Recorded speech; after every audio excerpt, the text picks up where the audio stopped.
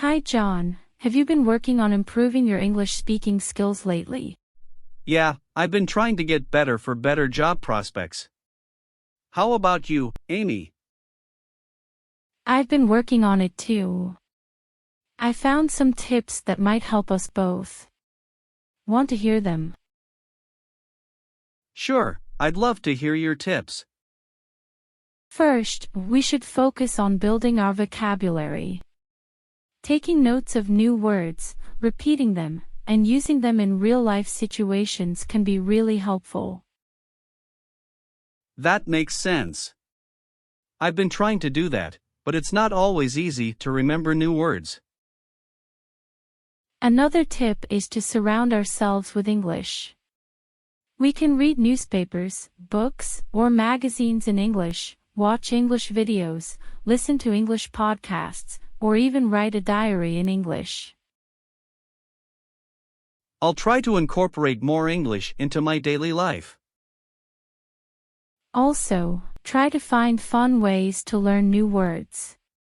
You can listen to English music, write example sentences, or even draw pictures next to new words. I like the idea of drawing pictures. It could be a fun way to remember new words. It's important to be disciplined as well.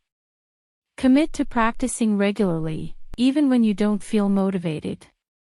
Make practicing a habit. Yeah, that can be tough sometimes, but I'll try my best to stay disciplined. Lastly, use dictionaries and translators wisely. Look up new words in a dictionary to learn their meanings, but don't rely on translators too much. That's a good point.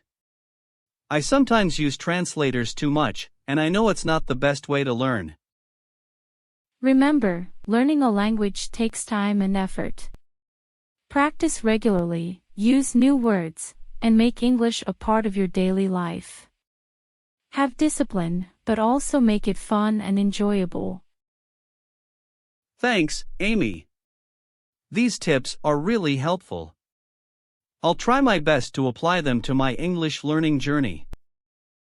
You're welcome, John. I'm sure with persistence and dedication, we'll both improve our English speaking skills in no time. Let's do this. Question: according to the conversation between Amy and John, which of the following is not a tip for improving English speaking skills? A. Surrounding yourself with English by reading newspapers, books, or magazines in English.